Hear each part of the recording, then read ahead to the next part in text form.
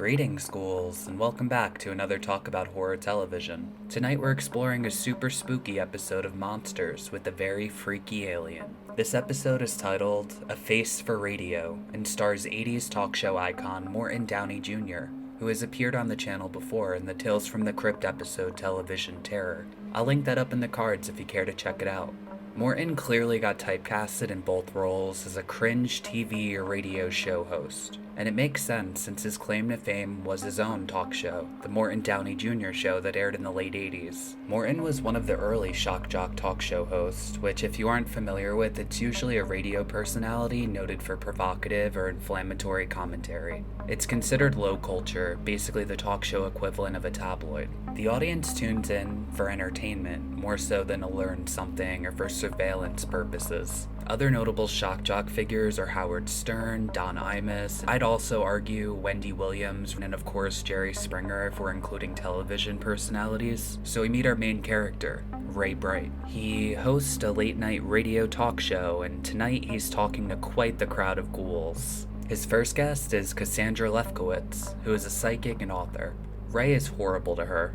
He quickly belittles her and her book. She made a typo and Ray is relentless in ripping her apart for writing that the Golden Gate Bridge would crumble into the Atlantic Ocean.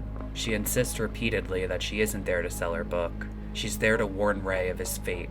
He's in dire trouble. But the host wants to hear none of it.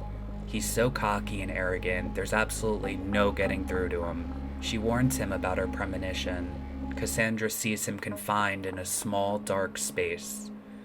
Of course, he thinks she's nuts. Again, Cassandra warns him if you don't change, a terrible fate awaits.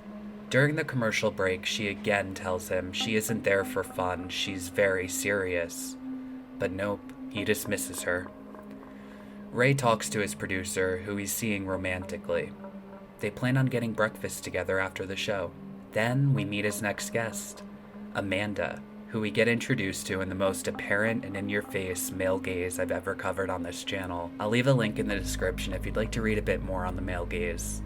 Amanda quickly catches the eye of Ray. It's like he all of a sudden doesn't have a girlfriend watching him from the producer chair. He's suddenly very horny. He needs a bonk. Amanda tells him her story. She was naked and alone on a beach and got sexually assaulted by aliens.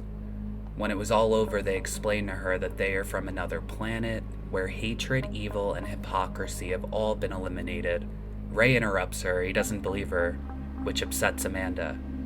So he gives her a new fantasy. You want a fantasy? I'll give you a fantasy.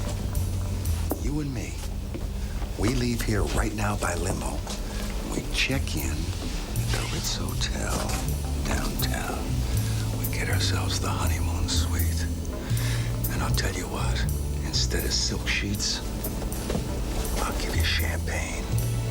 Instead of time and space, I'll give you a trip to an astral plane that you've never even thought of being on before. I wasn't kidding, this man really needs a bonk. He goes over and takes a look inside of the box, and he's unfazed by the hideous monster. It crunches around, slowly starting to come to life. The monster can speak. She's evil! She did this to me! Help me! Help me! After some commercials, the producer wants to speak to Ray. She's so embarrassed that he's flirting with the guest, but he tells her that what happened in the studio is strictly showbiz and not to worry about a thing. Ray comes at her suspecting she's a ventriloquist or a member of some suburban witches' coven. He then goes on some long-winded monologue where he goes on a power trip, basically. He thinks he's doing society a favor by destroying the wackos that come onto his show. She admits no one sent her, she was just drawn in by his power. What a fool for believing that. They start kissing, again right in front of his girlfriend. This is the final straw and she leaves the studio. The monster screams, "No!" Buffalo, she tasted like a cool Georgia peach on a warm summer evening. Great, now that she has his attention, she continues to explain her story. The creature comes from a planet that is much more peaceful than Earth. They created creatures like that little guy to devour hate. The creature can only devour a subject that volunteers, so they must be willing. Ray realizes his producer is gone right about this time. Amanda goes on to explain that the creature doesn't have a mind of its own. It absorbs the personality of its last meal. When it eats again, the previous mind is erased. Ray's having a hard time believing any of this, and he's horny as ever. He makes a bet. He doesn't think the monster can eat him, so he's willing to take the chance. But if the creature doesn't eat him, then he's going to take the woman to the Ritz-Carlton for a wild night. Gross. She doesn't accept at first. He insists, and that's all the invitation that she needs. She picks up the monster and holds it in front of him. You fool! You fool!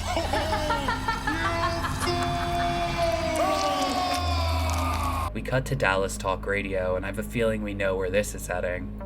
So what's in the box? A friend from another planet. Forsooth, love Lawrence is already making me jealous. So do I get to meet him? Of course. It's a trick. Don't be a sucker for the babe! She's evil! She's the alien! She's the monster! Pretty freaky, no?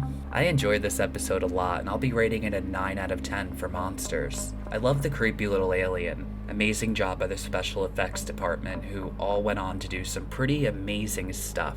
This episode was very easy to watch, the writing was superb and kept me glued to my screen. The writer and director of this episode, fellow native New Jerseyan Bruce Fierstein, went on to co-write some James Bond films in the 90s. Now he sporadically writes articles for Vanity Fair and the New York Observer. Nothing hard-hitting or very impactful. The article I read was titled, "Donald Trump's mansions and Saddam Hussein's palaces are basically the same." That was more than enough soft news for me for the day. Anyway, you guys let me know what you think down in the comments. Be sure to like, comment, and subscribe to help out the channel. Big thank you to my patrons for all the help. Just a few bucks a month can do so much over on Patreon if you're a baller type. Anyway, thank you all so much for watching, and I'll see you next Saturday for another episode. Stay spooky.